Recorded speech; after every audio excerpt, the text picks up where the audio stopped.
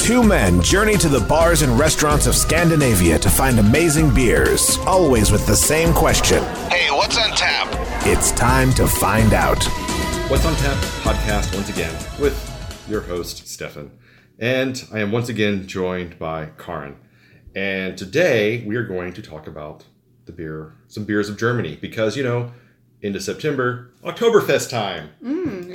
So welcome, Karin, back to the show. Thank you so much. Good to be here. And so I just went to Hamburg, and I thought, in Sweden, they just released a bunch of Oktoberfest beers. So I thought, I'll go to Germany, and while I'm there, there'll be tons of Oktoberfest beers. Just be like, the shelves will just be dripping with Oktoberfest beers. That was not the case. I don't think I saw a single Oktoberfest beer anywhere inside Hamburg. Maybe if I was further south in the country, where they actually hold Oktoberfest, I may have had a different experience. But Hamburg was all about the craft beer scene. So what I did instead was I decided I'm just going to bring a couple of beers back from Germany, and we'll act like this is Oktoberfest anyway. Oh, yeah. And I think we're going to end up in a much better situation than doing Oktoberfest beers, which can be a little boring, actually. Same. Yeah. If you had one, you've had them all. I kind of enjoy Oktoberfest beers, but there's really nothing about them that makes you go, ooh, pumpkin spice. So it turned out that I ended up getting two beers from Buddelship, which is a Hamburg brewery. The first beer is a collaboration with ToOl, our favorite Danish brewery, who I think we've reviewed more of their stuff than any other brewery on the podcast.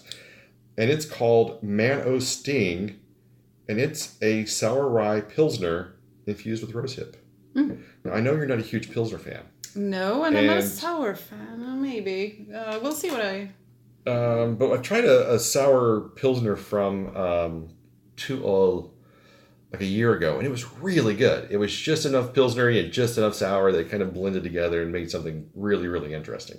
So I'm very curious as to what the rye brings to this and what the rosehip will bring, if anything. All right, so let's just take a quick look at the glass. And very amber. It is very amber. It is not a traditional clear Pilsner in any way. No. What do you think of the smell? Caramel. Yeah, you get caramel? I get caramel. I suspect it will taste not like caramel at all, but It tells me that they've used a barley base that is solid. I very much get a I guess the rosehip off of it. Kind of a floral, soury, citric acid kind of smell. I sort of see what you're saying. When you smell something for long enough, your cell receptors will numb to that, and you will smell other things. So,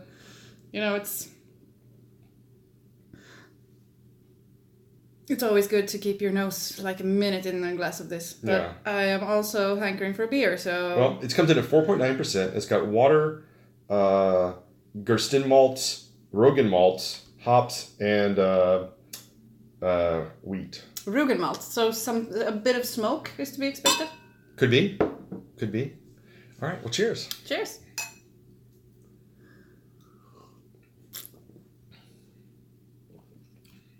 Oh. Dry. It's extremely dry. That was my first thought, too. Yeah.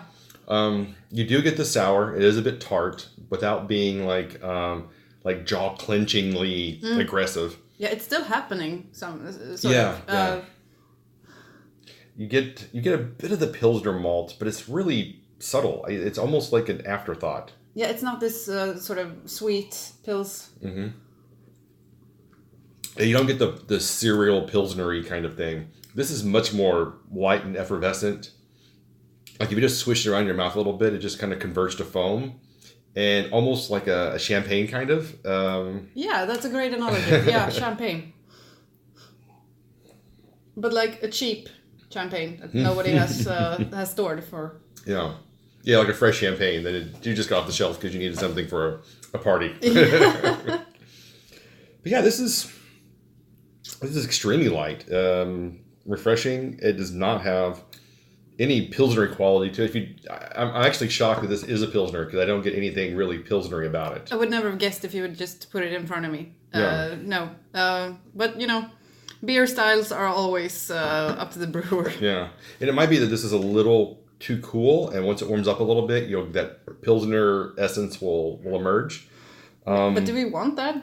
I don't know. I kind of want to drink it while it's still cold because I feel that it's giving me exactly what I want in the sweet spot. Yeah, it's and it's pretty well balanced. Yeah. At this temperature, so.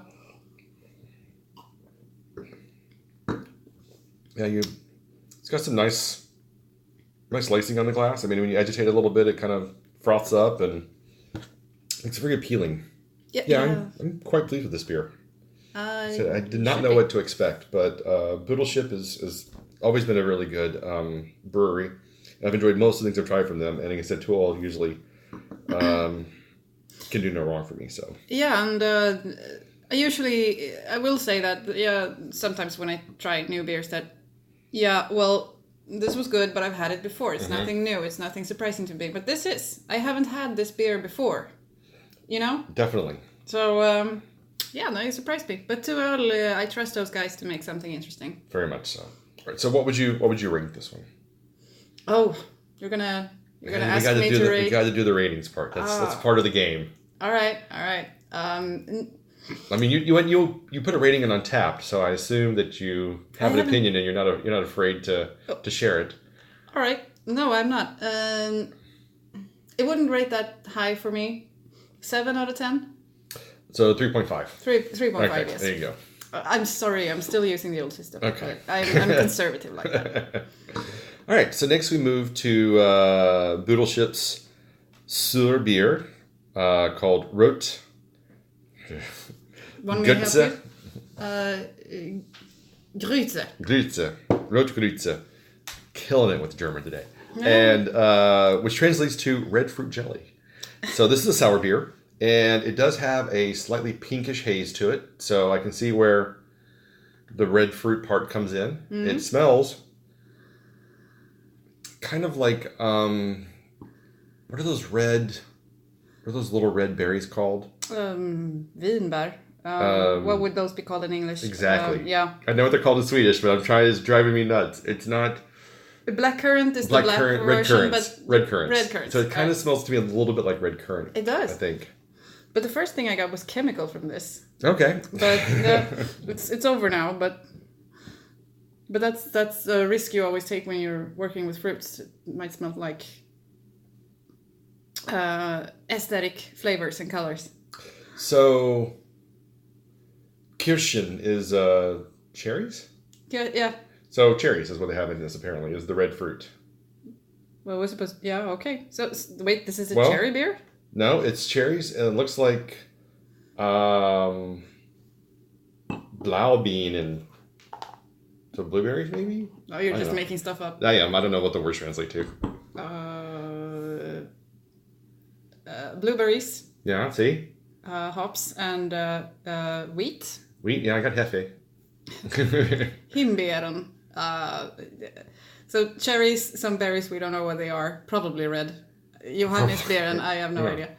But yeah, we can probably find out. Find it in the cliff notes. All right, so yeah, it's a mixture of cherries and red fruits and blueberries, and so it should be quite interesting. Yeah. All right. Well, cheers. Cheers.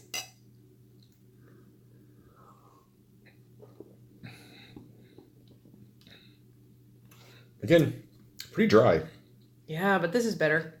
You like this one better? Yeah, I do. It definitely has a more complex flavor, but I don't know what I'm tasting, to be quite honest with you. It's like a fruity amalgamation, like just a clustering of fruity flavors, but I don't go, cherry or blueberry or But that's probably fruit. what they went for. This is like... Jelly. Yeah. The mix of everything. This is too sour to be a jelly. Somebody would have added sugar to this if your grandma had made a jelly out of these berries. But it's not as sour as the sour rye pilsner. No, it isn't. It's actually a little sweeter. You don't get the bite in the back of your throat like you do in the back of your jaws like you did with the pilsner. Yeah, which is kind of surprising. Would you want this with cheese on your toast? I don't think so. So it's not a jelly. They sort of failed on the jelly part of this. Yeah.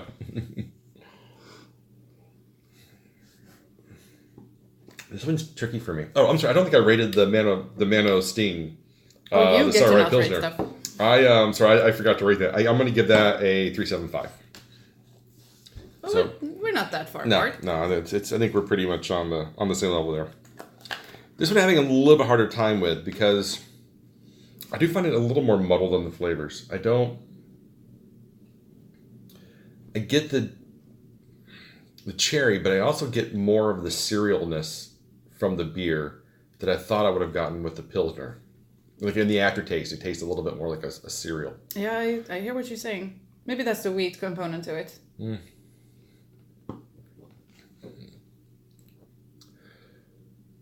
No, it's not.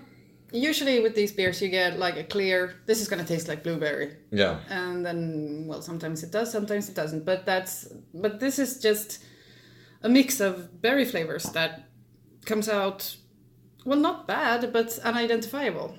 Yeah. So it has a general berry flavor, but not much in terms of direction. It's kind of like when you get a cheap cider that just says berry on it, and you're like, yep, that's some kind of like fruity flavor. That's true, but it doesn't taste cheap. I'm not saying it tastes cheap, but it just kind of reminds me of that, like, this is some kind of berry flavor. Enjoy. And I think like on a warm summer day, you would drink this and be like, this just really hits the spot. It's not complicated. It just drinks easy and it's refreshing and light. No, but ever since you said berry cider, it sort of cheapened it for me. You put that association. Well, that's what I like to do. I like to just cheapen it up for you. You know it, baby. No, but it's sort of rewired my whole association chain in my head, and now it's a berry cider all of a sudden. And I would say you're not wrong in that association. I kind of feel like, yeah, this could have been something really great, but instead it just kind of is just a weird mix of flavors that doesn't really... It doesn't have ambition. It doesn't want to tell you anything. It's just, there's berries in here. Fuck it. Yeah, that's pretty much it. I think we've hit the nail on the head here. So I think I'm going to give this one just like a 3. It's just kind of middle of the road. It's not bad. It's good, but I will never drink it again, and I don't see the need for anyone else to really ever drink it again either. Yeah, don't drink this beer. This is great consumer advice. Yeah, no, I'm with you. A 3. All right. Or a 6 in my world, but yeah. 6 in your world. All right. Well, thanks for joining once again. And again, you're welcome on the show anytime. So you can find us online at what'sontappodcast.com, Facebook, Instagram, what do you call that thing? Spotify, YouTube, and wherever fine podcasts can be found. Yeah, you can find Stefan, but not me. I'm unfindable. Yep. Don't come for me, bitches. So until next time, keep drinking, you dum-dums.